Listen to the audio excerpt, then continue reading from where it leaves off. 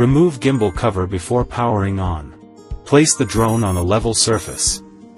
Gimbal auto self-check after power on. Adjust the camera angle up or down using the gear on top of the controller. Powered on with gimbal cover attached. Manually rotating the gimbal after power on. Powering on the drone directly on grass or uneven surface. Camera angle cannot be adjusted during use. With the drone powered off, gently rotate the gimbal by hand to check for any blockage.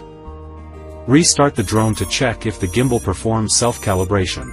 If the gimbal enters self-check, it means it's working properly. If the gimbal feels blocked or fails to self-check, record a video and send it to Ruko support for help.